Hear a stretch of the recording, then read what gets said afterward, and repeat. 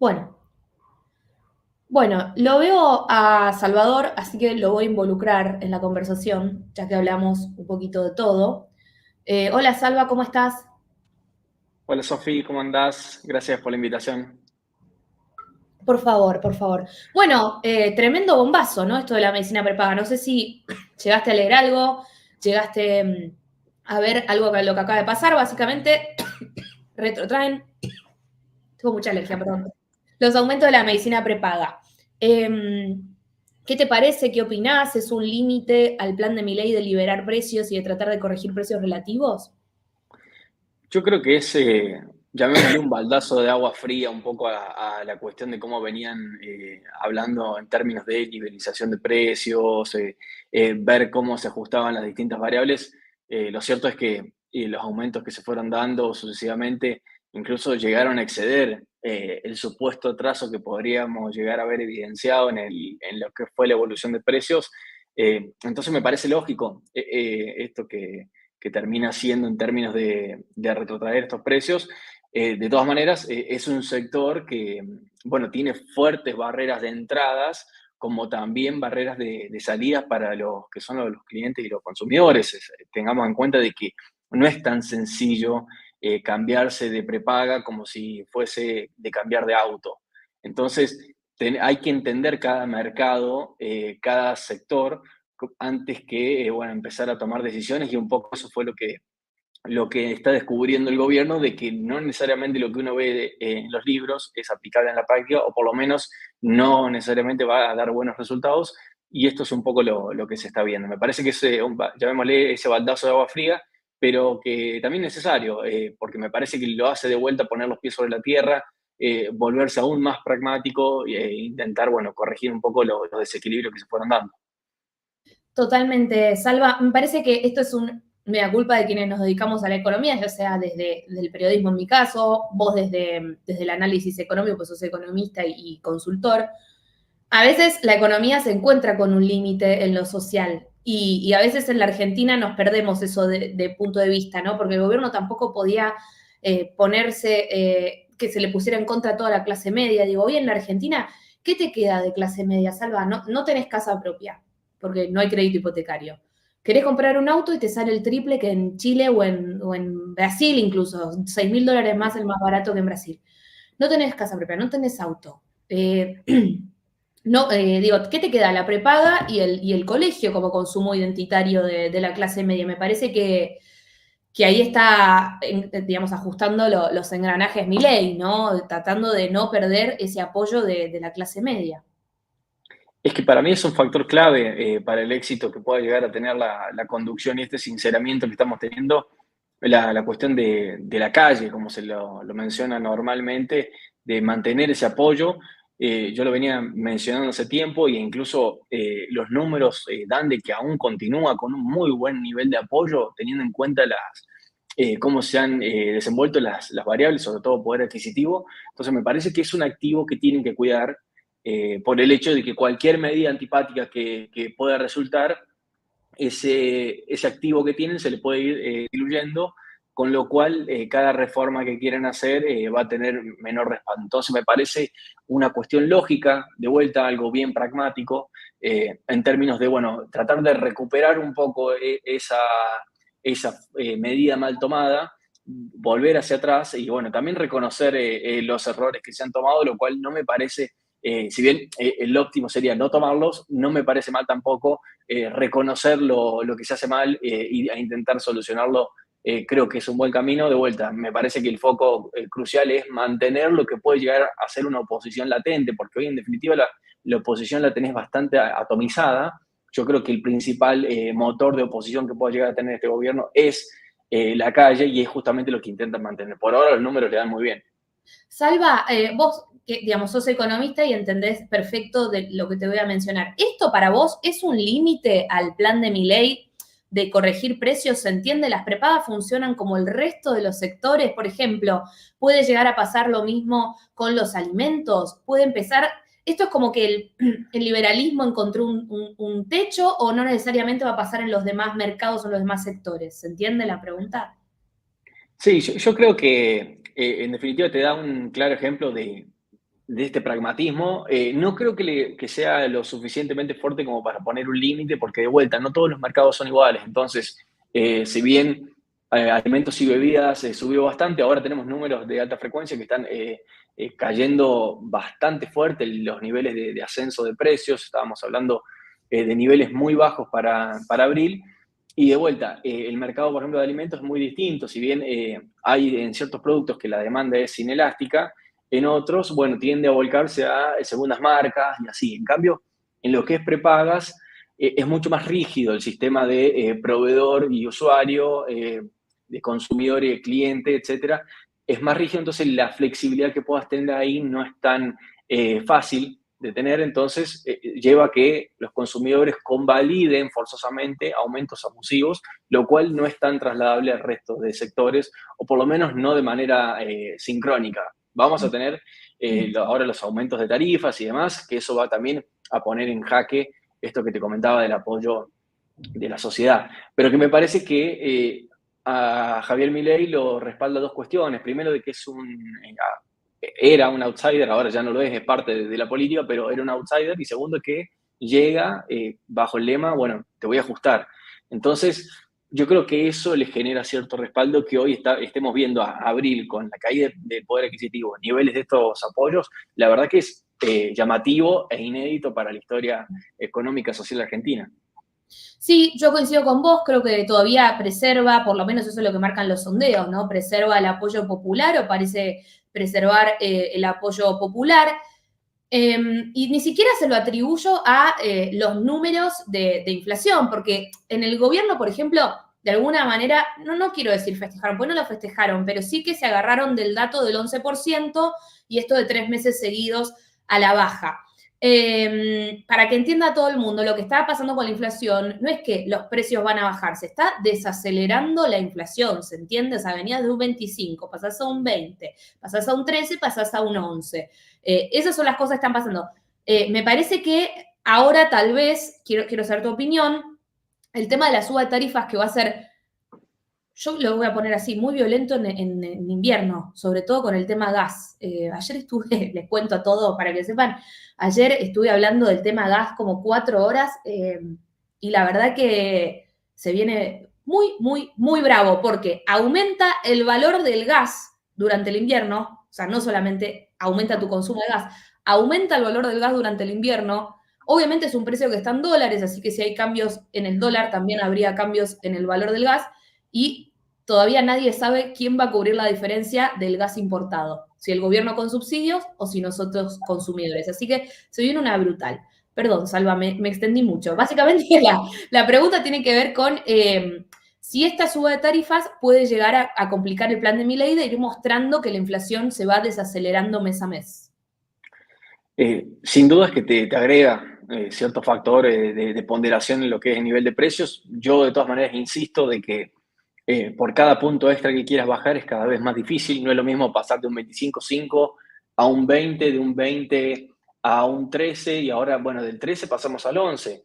Ahora nos va a empezar a pegar tarifas, entonces ya el nivel de desaceleración de precios, porque siempre tenemos que hablar, como bien decías, de desaceleración, no de que están bajando los precios, sino que están subiendo de manera más lenta. Esto va a ser cada vez más costoso y también tenemos que pensar en que tenemos niveles de inflación de 11, estamos estimando para abril en torno al 9, 9,2, pero también con un dólar oficial que es prácticamente el precio o uno de los precios más importantes de la economía yendo al 2%. Entonces Salva, hay que... no, perdón, dale, terminé que ahora te pregunto. Bueno, y eso me parece que te pone cierto piso de inflación donde cada puntito va a ser más difícil. Eso que bien comentás es también crucial a la hora de analizar el sendero hacia adelante. Nosotros lo vemos con sendero de baja de inflación, pero ya no tan abrupto como en los meses previos. Ya vemos algo más pausado, algo más ralentizado y también el gobierno espera un recupero en términos reales del poder adquisitivo. Y justo con eso también van pateando la cuestión de tarifas. Recordemos de que tarifas ya veníamos hablando de febrero, que iban a empezar a ajustar, la pasaron para abril y después comenzaron a postergar. ¿Por qué? Esperando ese recupero del poder adquisitivo que si uno mira los números, bueno, hemos llegado a valores casi de salida de convertibilidad. Salva, mencionabas recién el tema del dólar al 2%. como que se disiparon un poco por ahora las expectativas devaluatorias. Todavía tenés algunas voces que te dicen, no, van a tener que devaluar tarde o temprano, pero bueno, vos tenés algún escenario en el que el dólar empieza, no pensemos pensemos en devaluación como término amplio, ¿no? Como puede ser un salto discreto, que se acelere la tasa a la que se devalúa la moneda. ¿Qué escenario ves del dólar de aquí en adelante? Yo creo que es uno de los principales factores de credibilidad de esta gestión, la cuestión del dólar oficial al 2%. Yo creo que van a intentar mantener todo lo que sea posible. Ahora, si eso es en términos macro saludable, bueno, yo esperaría de que lo intenten aumentar levemente como para ir empezando a perder menos competitividad, que se aprecie menos la moneda también. Pensemos que ahora el contexto externo se puso menos benévolo. Mm. Antes no lo era tanto, ahora menos. Tenemos al real depreciándose, entonces eso nos agrega presión cambiaria. Entonces, me parece que hay que tener en cuenta todo el factor externo como para empezar a ver el tipo de cambio. Yo te diría, mira, podrías aumentarlo un poco, el crawling, no sería malo. Ahora también eso te pone de techo la tasa de interés. Recordemos Mm. de que vos, en definitiva, haber puesto la tasa por encima del crawling era para incentivar las liquidaciones. Ahora, si vos comenzás a poner el crawling por encima, lo que vas a tener es se retraen las liquidaciones porque te comenzás a financiar en pesos y devengás tasa con los dólares.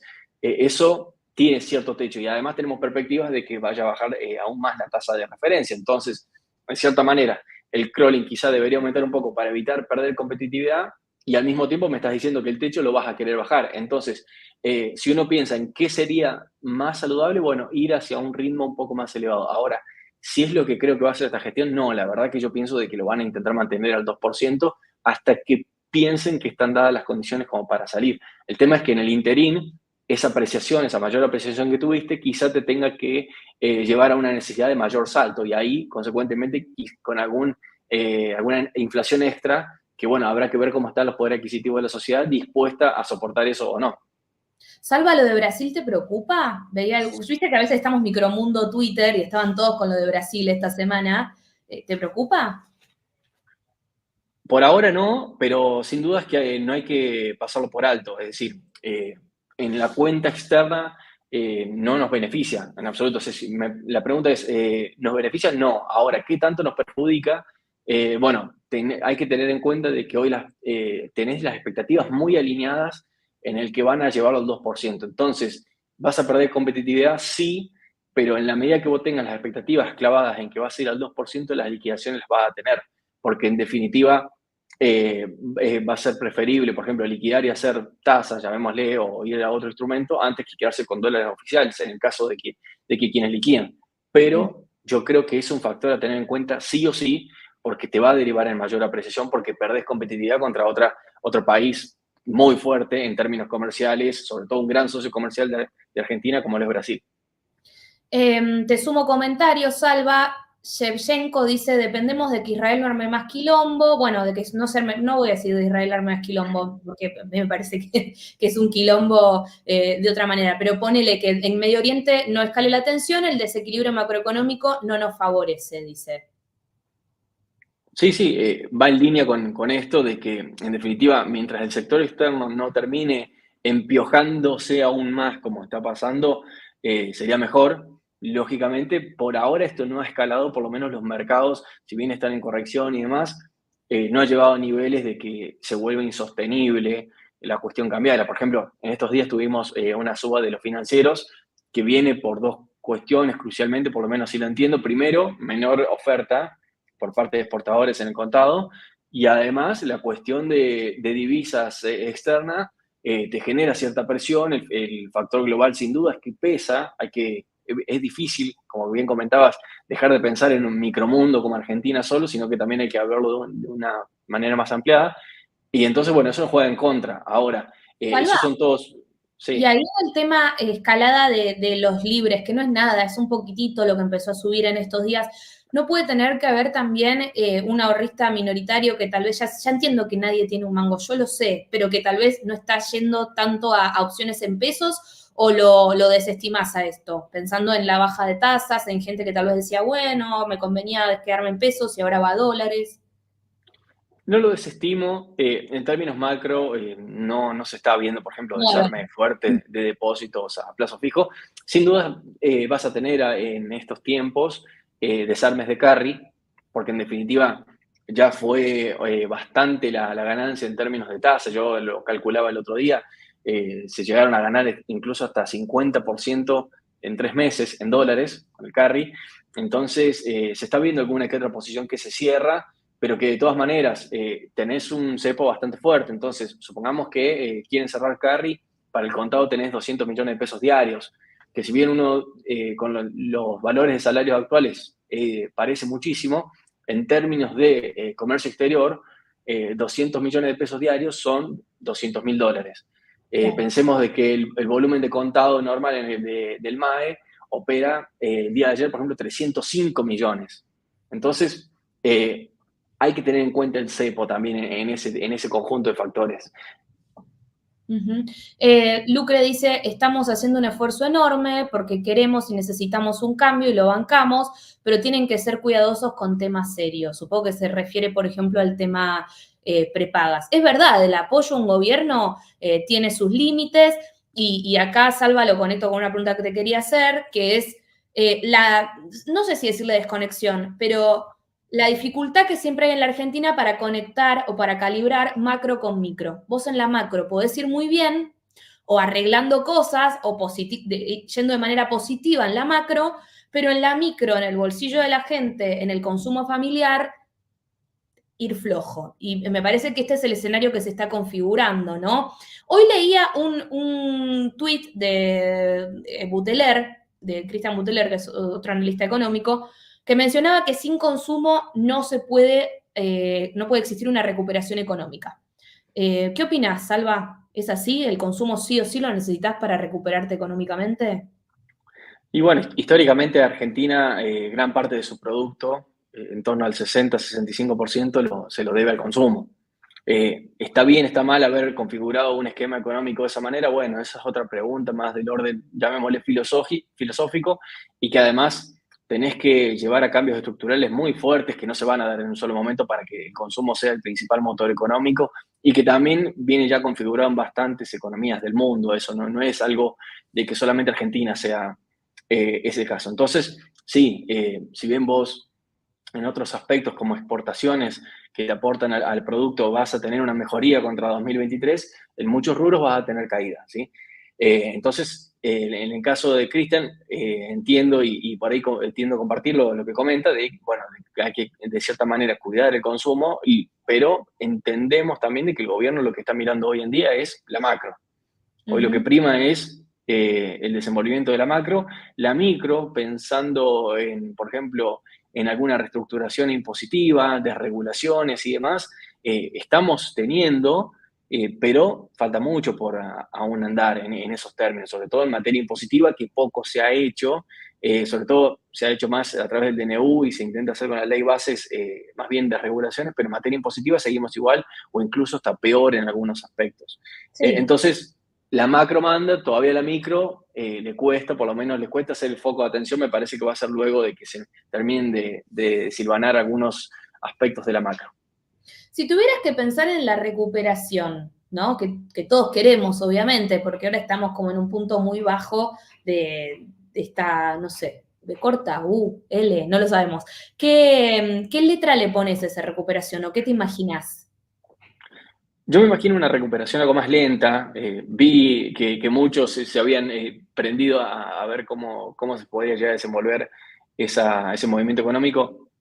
Yo lo veo más como una recuperación algo más lenta, porque en definitiva, si bien la recuperación de poder adquisitivo ahora lo deberíamos ver para marzo, abril, producto también de cómo se elaboran los índices y demás, yo creo que la falta aún de perspectiva hacia dónde vamos me parece que también inmoviliza ciertos agentes económicos, donde estamos en un proceso de transición, donde vos para tomar decisiones económicas, sobre todo fundamentales para el traccionamiento de la actividad, necesitas perspectiva, necesitas trayectoria, que hoy no lo estás teniendo. 2024 va a ser más un escenario, me parece a mí, de transición, donde esta recuperación va a ser más lenta, pensando en una forma, yo lo comparto con algunos analistas, de esa pipa de Nike, más bien una caída y una recuperación algo más lenta, sostenida, pero más lenta, producto de esto que te comento. Estamos en un año donde grandes componentes del producto van a estar cayendo y además esa recuperación mediante el consumo, que representa un fuerte componente de la actividad,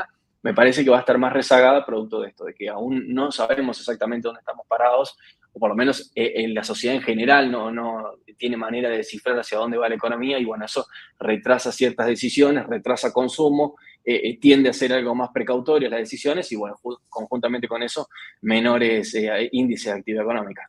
Cuando hablas de una pipa, te referís obviamente a recuperación, pero más alargada en el tiempo, ¿no? Y en cuestiones de timing, Salva, ¿podemos ver la luz al final del túnel en los próximos meses o todavía no?